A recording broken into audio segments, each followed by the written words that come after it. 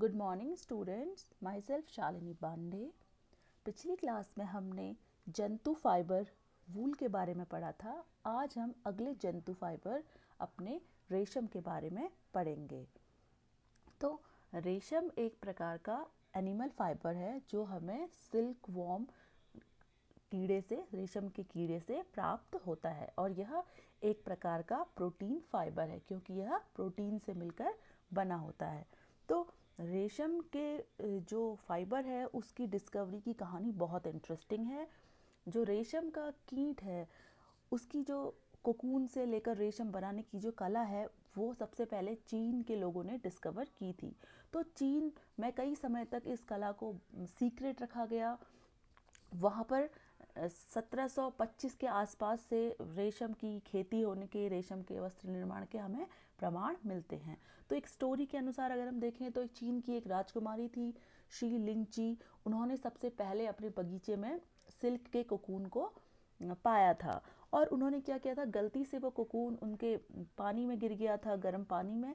तो उससे क्या हुआ, जब वो गर्म पानी में गिरा तो वो लूज़ हो गया, और उससे जो एक रेशा है वो काफ़ी लंबा रेशा, चमकदार रेशा प्राप्त हुआ। तो फिर चीनियों ने रेशम के कीड़े को पालने की कला सीखी, उनको शहतूत के पत्ते पर उगाने की कला सीखी, और इस प्रकार बहुत सारे रेशमी कपड़े उन्होंने तैयार किए।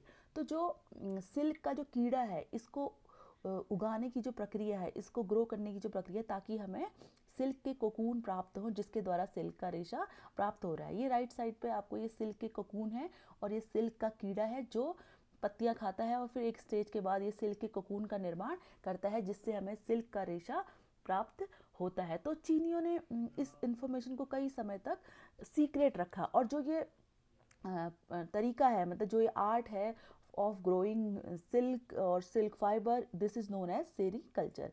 तो इसको हम रेशम के कीड़ों का पालन करना, इसको हम कहते हैं सेरी कल्चर। तो पुराने समय में जब चीन रेशम का उत्पादन करना जानता था, उससे वस्त्र निर्माण कर रहा था और वह कला उसने गुप्त रखी थी, तो एक रास्ता था जिसके माध्यम से इस सिल्क का व्यापार किया जाता था। तो उस रास्ते को हम कहते हैं एंशियंट, जो हमारा सिल्क रूट है ना, सिल्क रोड अभी हम सुन रहे हैं। तो वो जो सिल्क रोड जो टर्म है वो उसको संदर्भित करता है कि जो चाइना है उसको भूमध्य सागर से, मिडिल ईस्ट से, मिडिल एशिया से और यूरोप के कुछ हिस्सों से ये रास्ता पूरा जोड़ता था।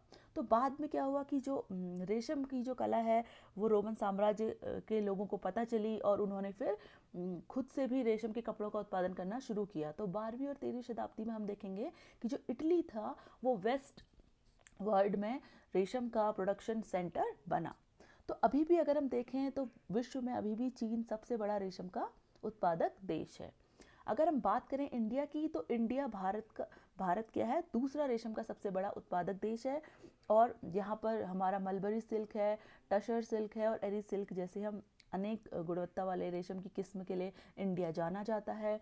भारत में अगर हम देखें तो जो कर्नाटक है, पश्चिम बंगाल है, तमिलनाडु है, आंध्र प्रदेश है और जम्मू एंड कश्मीर जो हैं वो रेशम के मुख्य उत्पादक राज्य हैं। तो अगर हम भारत में रेशम के कुछ इम्पॉर्टेंट प्रोडक्ट्स देखें जो रेशम के धागों से या रेशम के रेशे से बनाए जाते हैं, वो है तमिलनाडु की कांजीवरम साड़ी, उत्तर प्रदेश की बनारसी साड़ी, महाराष्ट्र की पैठानी साड़ी, पश्चिम बंगाल की बालूचेरी साड़ी और तेलंगाना की पोचमपल्ली साड़ी। तो ये जो एंशियंट ट्रेडिशनल साड़ीज़ हैं ये सिल्क के रेशे से बनाई जाती थी। और रेशम के अन्य जो इम्पोर्टेंट कंट्रीज़ हैं जहाँ रेशम का उत्पादन होता है, तो उनमें प्रमुख है उज्बेकिस्तान, थाईलैंड और वियतनाम। तो अगर हम भारत के संदर्भ में देखें तो भारत में मुख्य रूप से रेशम की 4 जो किस्में हैं उनका उत्पादन किया जाता है या वो हमें प्राप्त होता है। इसमें से एक किस्म हमारी कल्टीवेटेड है और 3 हमारी वाइल्ड किस्में हैं जो हमें जंगली तरीके से जंगल में प्राप्त होती है।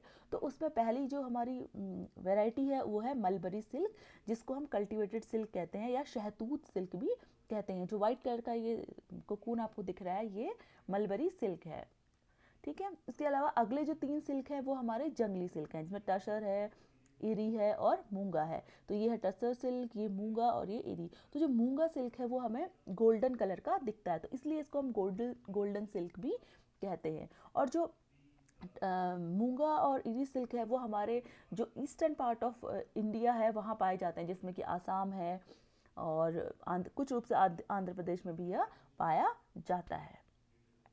अब जो रेशम का जो कीड़ा है, जो रेशम के रेशे के उत्पादन को के लिए उपयोग किया जाता है, जिसे हम सेरीकल्चर कह रहे हैं, तो सेरीकल्चर के लिए हमें स्पेसिफिक जो सिल्क वॉर्म है उसकी एक प्रजाति है जिसको हम कहते हैं बॉम्बैक्स मोरी। तो बॉम्बैक्स मोरी जो प्रजाति है उससे हमें बहुत अच्छी क्वालिटी का रेशम प्राप्त होता है, तो उसी को रेशम के उत्पादन के लिए पाला जाता है। तो बॉम्बैक्स मोरी प्रजाति को हम सेरीकल्चर के अंतर्गत पालते हैं। अब अगर हम रेशम का जो सिल्क मोथ है उसका लाइफ साइकिल देखें तो किस प्रकार हमें सिल्क के को प्राप्त हो रहा है, तो उस लाइफ साइकिल में 5 स्टेजेस होती हैं। पहली स्टेज होती है एग स्टेज।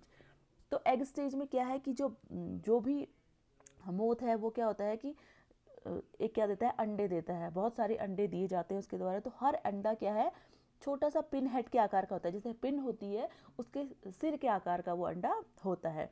और वो जो अंडे हैं वो काफ़ी गुच्छों में होते हैं।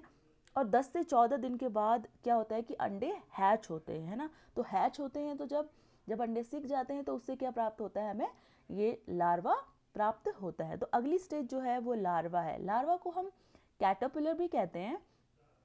तो जो लार्वा है जब वो अंडे से बाहर आ जाता है तो फिर वो क्या करता है, जो शहतूत है उसकी पत्तियों को खाना शुरू करता है। जब वो पत्तियों को खाना शुरू करते हैं तो उनकी जो ग्रोथ है वो भी तेज़ी से होती है और वो अपना आकार क्या करते हैं, बढ़ाने लगते हैं।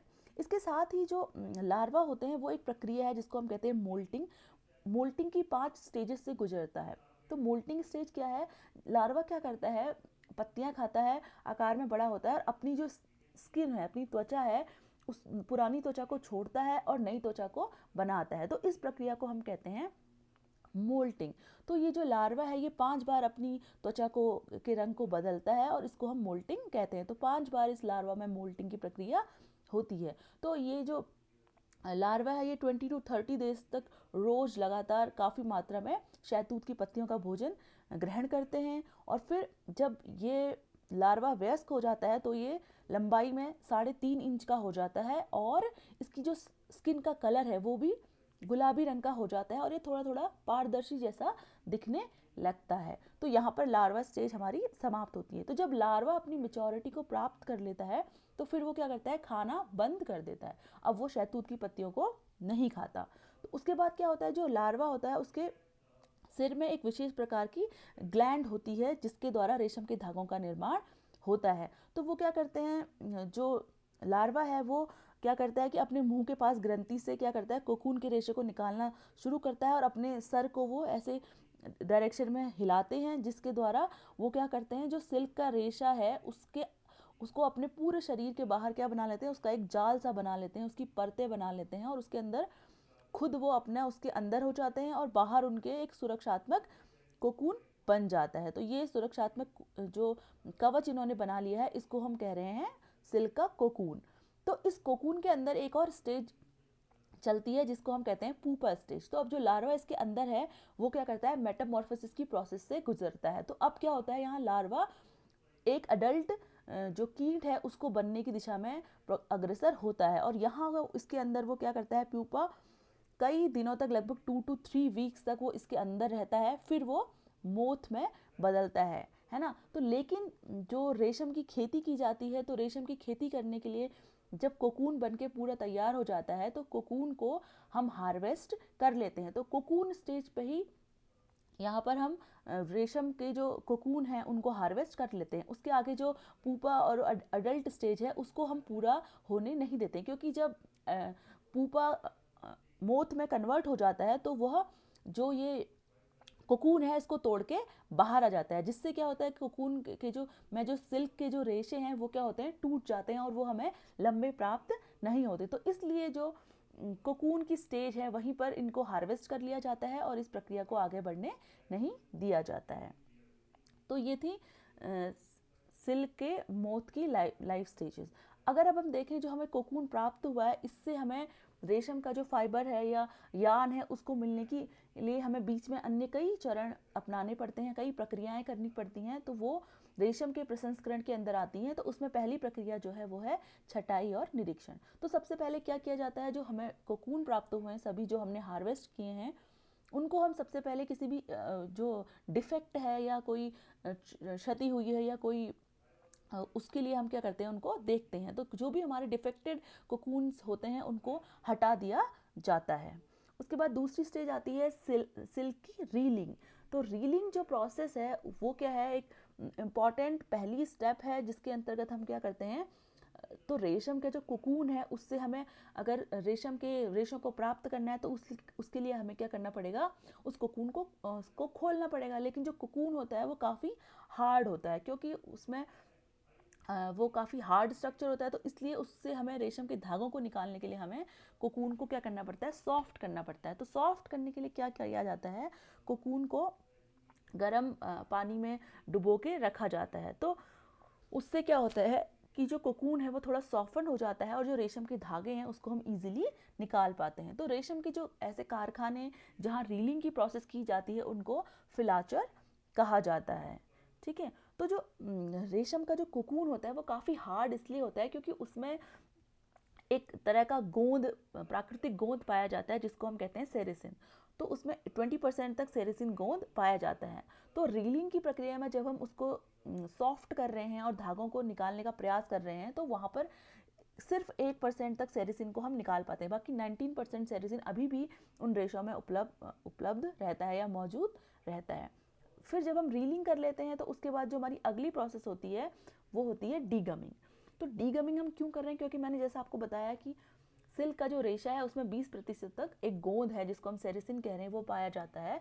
तो रेशम का जो फिलामेंट है उसको चमक देने के लिए या उसकी क्वालिटी को एनहांस करने के लिए, उससे अच्छी क्वालिटी के यान और फैब्रिक बनाने के लिए हमें इस गम को निकालने की आवश्यकता होती है। तो इस गोंद को निकालने की जो प्रक्रिया है उसको हम कह रहे हैं डीगमिंग प्रक्रिया। तो इस प्रक्रिया द्वारा जो 19% अभी भी गम उसमें उपलब्ध है, मौजूद है, उसको हटाने की जो प्रक्रिया है उसको हम कह रहे हैं डीगमिंग। तो डीगमिंग के लिए हम क्या करते हैं, सबसे पहले एक डीगमिंग का घोल तैयार करते हैं जो मुख्य रूप से जैसे हमारे नॉर्मल सोप सोल्यूशन होते हैं, सोडियम बाइकार्बोनेट से बने हुए साबुन का जो घोल है, जो क्षारीय होता है, उसको बनाया जाता है। और इसमें जो भी कोकून है जो लूज हो गए हैं अब उनको सावधानी से इस घोल में डुबो दिया जाता है और फिर कुछ पर्टिकुलर टाइम के लिए इसमें उनको भिगो के रखा जाता है।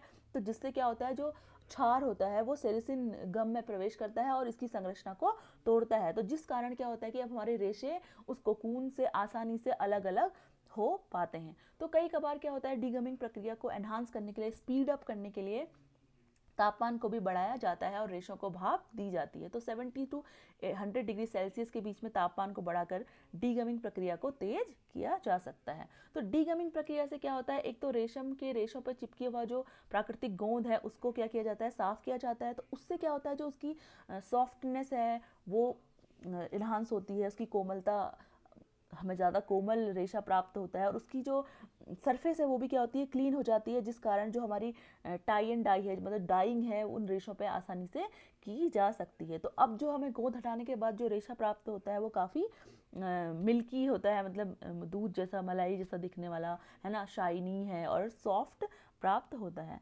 तो जो डीगमिंग की प्रोसेस है उसके दौरान क्या होता है कि जो हमारा रेशम है उसका वेट भी काफ़ी मात्रा में कम हो जाता है, क्योंकि 20% जो हमारा कोकून है उसमें क्या पाया जा रहा है, गम, सेरेसिन गम पाया जा रहा है। तो डीगमिंग की प्रक्रिया द्वारा हम सारे जितना भी गोंद उसमें लगा हुआ है उसको हटा दे रहे हैं। तो अब क्या होगा, जो हमारा जो कच्चा रेशम जो अभी हमारे पास है उसमें उसका वेट भी क्या हो जाता है, 25% तक कम हो जाता है। उसके बाद अगली प्रोसेस आती है उसको ड्राइंग करना। तो डीगमिंग के बाद जो हमारे गीले रेशे हैं उनको अच्छी तरह से धोकर उनको हवा में सुखा दिया जाता है ताकि उनको नमी से मुक्त किया जा सके और उनको आगे की स्टेजेस के लिए भेजा जा सके बिना डैमेज हुए। तो अगली प्रोसेस आती है सिल्क की थ्रोइंग। तो सिल्क की थ्रोइंग क्या है कि आप देखेंगे कि सिल्क का जो एक कोकून है उससे हमें कुछ मीटर लंबा धागा प्राप्त होगा, फिर अगले कोकून से कुछ मीटर लंबा धागा प्राप्त होगा। तो इन धागों को, रेशम के जो अलग अलग कोकून से निकले धागे हैं, इनको एक साथ जोड़ना और मोड़ना ही क्या कहलाता है, रेशम को फेंकना। तो इट्स थ्रोइंग ऑफ रेशम। तो इसके अंतर्गत क्या होता है कि 3 से लेकर 10 तक हम रेशम के कोकून्स को एक साथ लेते हैं और उनको साथ में जोड़ते जाते हैं। ठीक है, तो ये है सिल्क की थ्रोइंग। उसके बाद अगली प्रोसेस आती है सिल्क की स्पिनिंग। तो जब हमने सिल्क के जो कोकून है उनसे 3 से 10 रेशों कोकून से मिला के रेशों को साथ में बना लिया है लंबा, फिर हम क्या करते हैं उसमें ट्विस्ट को इनकॉर्पोरेट करते हैं, मीन्स उसमें ऐंठन को डाला जाता है और उनको खींचकर धागे का निर्माण किया जाता है। तो धागे का निर्माण जब हम करते हैं तो हमें यह ध्यान में रखना होता है कि उस धागे का यूज़ क्या है, उसका उपयोग कहाँ किया जाएगा। तो जहाँ जैसा उसका उपयोग होगा उसके आधार पर उसकी मोटाई और जो धागे की बनावट होगी वो वेरी करेगी। तो जिस पर्पस के लिए हमें धागा चाहिए उसके अनुसार हम धागे की बनावट और मोटाई में परिवर्तन करेंगे। इसके अलावा एक लास्ट प्रोसेस जो सिल्क में की जाती है वो है वेइंग। वेइंग की प्रोसेस मतलब उसमें वजन को इनकॉर्पोरेट करना, उसमें वजन डालना। तो क्यों किया जाता है? क्योंकि आपने देखा कि डीगमिंग की जो प्रोसेस है उसके द्वारा सिल्क से जो गम है, जो गोंद है, उसको निकाल दिया जा रहा है, जिस कारण सिल्क क्या हो जा रहा है, हल्का हो जा रहा है, उसका वेट 25% तक कम हो जा रहा है। तो इसलिए क्योंकि जो सिल्क की जो प्राइजेस हैं वो वजन के आधार पर ही मिलते हैं, तो इसलिए उसमें क्या किया जाता है, उसमें वजन को डाला जाता है फिर से। तो वो कैसे किया जाता है, उसके लिए कुछ हमारे धात्विक लवण हैं जैसे स्टेनस क्लोराइड, उसके घोल में इसको भिगोया जाता है, जिससे सिल्क में क्या होता है, एक वेट, एक वजन जुड़ जाता है। तो उससे क्या होता है कि जो रेशम का जो कपड़ा है वो काफ़ी मजबूत और दृढ़ हो जाता है। ओके, तो इससे द्वारा क्या होता है कि इसका वजन एनहांस होता है और इसमें ये जो सिल्क का रेशा है वो ज़्यादा टिकाऊ बनता है। तो ये सभी क्या थी, सिल्क के में की जाने वाली प्रोसेसिंग, सिल्क के फाइबर में जो भी प्रोसेसिंग हम करते हैं ये सभी थी, रीलिंग से लेकर, डिगमिंग से लेकर, थ्रोइंग से लेकर वेइंग, ये सभी क्या थी, सिल्क में की जाने वाली प्रोसेसेस थी। अब हम मूव करते हैं रेशम की प्रॉपर्टीज़ की तरफ। तो रेशम का जो हमारा रेशम का रेशा है वो एक प्राकृतिक रूप से पाया जाने वाला फिलामेंट फाइबर है, अर्थात इसकी लंबाई काफ़ी लंबी होती है, यह मीटर्स या यार्ड्स में नापी जाती है। तो रेशम सिर्फ ओनली ऐसा प्राकृतिक रेशा है जो क्या है, एक फिलामेंट फाइबर है। तो अगर हम इसके भौतिक गुणों की बात करें तो रेशम में काफ़ी मात्रा में क्या होती है, प्राकृतिक चमक होती है। तो रेशम जो है सबसे चमकीला जो रेशा है प्रकृति से प्राप्त होने वाला वो है रेशम। और इसी के साथ जो रेशम की फाइननेस है, क्योंकि ये काफ़ी बारीक और महीन रेशा इसका हमें प्राप्त होता है, जिस कारण जो इसकी जो सुंदरता है या फाइननेस है वो भी काफ़ी अच्छी होती है। तो इसका जो डायामीटर है इसके रेशों का व्यास वो 10 से लेकर 13 माइक्रोमीटर तक होता है। अगर बात करें सिल्क के रेशों के आकार की तो हम देखेंगे कि सिल्क के रेशे लंबाई में देखेंगे तो ये लंबे और बेलनाकार जैसे दिखते हैं और जो पतली छड़ या ट्यूब जैसे हमें देखने में दिखाई देते हैं। तो जिस कारण इनके लंबे बेलनाकार स्ट्रक्चर के कारण इनमें क्या होता है, बहुत फ्लेक्सिबिलिटी भी होती है। तो ये बिना टूटे काफ़ी तनाव का सामना कर सकते हैं। और अगर हम क्रॉस सेक्शनल व्यू अगर हम सिल्क के रेशे का देखें तो ये त्रिकोणीय या डेल्टा आकार का होता है। ठीक है, तो इसके कोने कैसे होते हैं, उत्तल जो लेंस होता है उसकी तरह से होते हैं। और जो ये त्रिकोणीय जो आकार होता है ये रेशों को क्या करता है, एक जो चमक है, लश्चर है, वो प्रदान करने का कार्य करता है। अगर हम रेशम की स्ट्रेंथ की बात देखें तो रेशम जो है प्रोटीन रेशों में काफ़ी ज़्यादा क्या है, उसकी स्ट्रेंथ काफ़ी अच्छी होती है और सभी प्राकृतिक रेशों में ये सबसे मजबूत रेशा माना जाता है, क्योंकि इसमें जो फाइबर हैं वो क्रिस्टलाइन वे में उनका अरेंजमेंट होता है और उनमें हाइड्रोजन बॉन्डिंग पाई जाती है, तो जिस कारण इनकी स्ट्रेंथ काफ़ी अच्छी होती है। तो इस कारण हम इससे बहुत टिकाऊ वस्त्र बना सकते हैं। फिर अगर हम इलास्टिसिटी की बात करें, हमने देखा कि अभी क्योंकि उसका स्ट्रक्चर लंबा है और बेलनाकार है तो इस कारण से इसमें क्या है, इलास्टिसिटी अच्छी हद तक पाई जाती है। तो इसके अलावा जो फ्लेक्सिबिलिटी है वो भी रेशमी कपड़ों की अच्छी होती है। तो रेशमी कपड़े फ्लेक्सिबिलिटी की वजह से अपने आकार को एक निश्चित स्तर तक बनाए रखते हैं। ठीक है, और रेशम का जो रेशा है उसकी सरफेस क्योंकि काफ़ी स्मूथ होती है, क्योंकि हमने जो उसमें पाया जाने वाला नेचुरल गोंद है उसको निकाल दिया होता है, तो अब क्या होती है, जो रेशम का जो रेशा होता है उसकी सरफेस काफ़ी स्मूथ और मुलायम और रेशमी हमें प्राप्त होती है, जिस कारण उसके द्वारा बनाए जाने वाले कपड़े जब हम पहनते हैं तो हमें काफ़ी कंफर्टेबल फील होता है। अगर हम नमी अवशोषण क्षमता की बात करें तो रेशम की अवशोषण क्षमता वूल से कम होती है और ये 11% नमी को अवशोषित कर सकता है बिना आपको महसूस कराए बिना। अगर डेंसिटी की बात करें तो रेशम काफ़ी हल्का फाइबर होता है, तो इसलिए जो रेशम की डेंसिटी है वो 1.25 प्रति सेंटीमीटर क्यूब होती है, ये काफ़ी कम है, जिस कारण से रेशम का जो रेशा है वो काफ़ी हल्का होता है। और अगर हम घर्षण प्रतिरोध की बात करें तो रेशम के रेशे में बहुत अच्छे घर्षण प्रतिरोधक गुण पाए जाते हैं, तो बार बार घिसने पर भी ये इजीली जो इसका बना हुआ कपड़ा है वो फटता नहीं है और ये लंबी समय तक टिके रहता है। तो डायमेंशन स्टेबिलिटी की बात करें तो रेशम का कपड़ा क्या है, अपना आकार अच्छी तरह बनाए रखता है और इजीली अपने आकार को खोता नहीं है। जब हम धोते भी हैं तो इसमें सिकुड़न नहीं पाई जाती है, ठीक है। तो अगर सिकुड़न हो रही है तो प्रेस द्वारा इसको भाप देकर ठीक किया जा सकता है। थर्मल प्रॉपर्टीज़ की बात की जाए तो रेशम के जो रेशे हैं वो काफ़ी अधिक गर्मी को के प्रति प्रतिरोधी होते हैं और ये लगभग 160 से 180 डिग्री सेल्सियस का तापमान सहन कर सकते हैं। जब हम रेशम को लौ के पास लाते हैं तो ये क्या होता है, सुलग सुलग के जलता है और लौ में ये धीरे धीरे जलता है। जब हम लौ को हटा देते हैं इससे तो ये जलना बंद कर देता है और इसके जलने पर हमें जले हुए बाल की जैसी गंध आती है। तो रेशम का जो रेशा है वो एक स्वयं बुझने वाला रेशा है, तो जब हम इसे फ्लेम से हटा लेंगे तो ये जलना बंद हो जाएगा। अगर हम रेशम की रासायनिक प्रॉपर्टीज़ की बात करें तो रेशम की संरचना हम देखेंगे तो ये किससे मिलकर बना है, मुख्य रूप से प्रोटीन फाइबर है। तो 80% इसमें प्रोटीन होता है और 20% हमारा सेरिसिन गम होता है और इसकी संरचना क्रिस्टलीय होती है। क्षार का प्रभाव देखें तो प्रोटीन के जो फाइबर हैं वो क्षार के प्रति क्या होता है, संवेदनशील होता है। ये कास्टिक सोडा में अगर हम इसको डालेंगे तो ये टोटली डिजॉल्व हो जाएगा। तो इसलिए जो क्षार है वो सिल्क के रेशे को क्या कर सकते हैं, नुकसान पहुंचा सकते हैं। अगर हम अम्ल की बात करें तो रेशम जो है वो कार्बनिक अम्लों के प्रति क्या होता है, प्रतिरोधी होता है। अर्थात जो अम्ल हैं, कार्बनिक अम्ल हैं, वो रेशम को अत्यधिक नुकसान नहीं पहुंचाते हैं। तो इसलिए हम इनका उपयोग रेशम के वस्त्रों की फिनिशिंग करने के लिए भी उपयोग करते हैं। बात की जाए ब्लीच के प्रभाव की तो जो हल्की ब्लीच होती हैं उनके प्रति उससे रेशम के वस्त्र को कोई नुकसान नहीं पहुंचता है। जैसे हाइड्रोजन पेरोक्साइड या सोडियम परबोरेट जैसी जो हल्की ब्लीच हैं उनके द्वारा इसको कपड़े को नुकसान नहीं पहुंचता। लेकिन अगर हम क्लोराइड ब्लीच का उपयोग करेंगे तो उसके द्वारा जो रेशम का फाइबर है वो क्षतिग्रस्त हो सकता है। अगर सनलाइट के इफेक्ट की बात करें तो अगर डायरेक्ट सनलाइट रेशम के फाइबर पर पड़ती हैं तो वो रेशम क्षतिग्रस्त हो जाता है और उसमें उसका जो कलर है वो भी डल होने लगता है। तो इसलिए जो रेशम के जो वस्त्र होते हैं उनको छाया में हमें सुखाना चाहिए।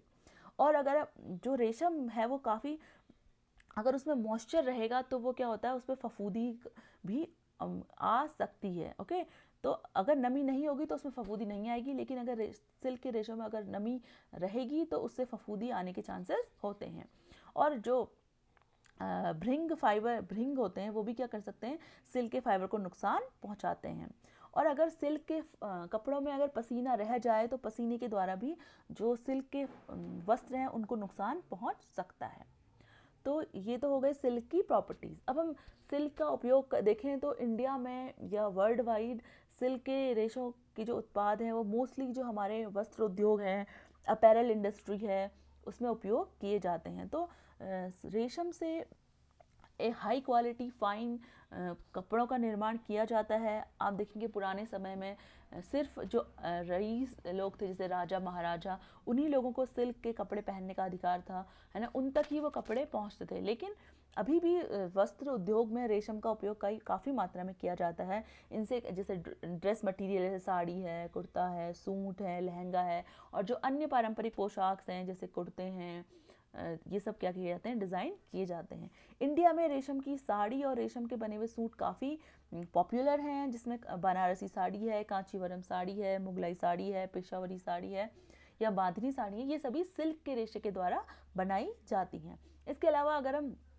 होम डेकोर में इसका उपयोग देखें तो घर में जो सजावट का सामान है, या हमारे तकिए हैं, पिलो कवर हैं, हमारे कुशन कवर हैं, हमारे सोफ़ा कवर हैं, या कालीन हैं, इन सभी को बनाने में जो रेशम के धागे हैं उनका उपयोग किया जाता है। तो रेशमी कारपेट हमारे घरों में, होटल्स में क्या करते हैं, आकर्षण सजावट के लिए कई बार उपयोग किए जाते हैं। इसके अलावा जो रेशमी धागा होता है उसको भी कई प्रकार की कढ़ाई और साज सज्जा की सामग्री में उपयोग किया जाता है। तो यह था रेशम का उपयोग। आई होप इस लेक्चर में आपको रेशम के प्रॉपर्टीज़ के बारे में, रेशम का रेशा कैसे प्राप्त होता है, उसमें क्या क्या प्रक्रियाएं की जाती हैं, इन सभी के बारे में जानकारी मिली होगी। नेक्स्ट क्लास में हम अपने अगले टॉपिक के बारे में पढ़ेंगे। तब तक के लिए थैंक यू, बाय बाय।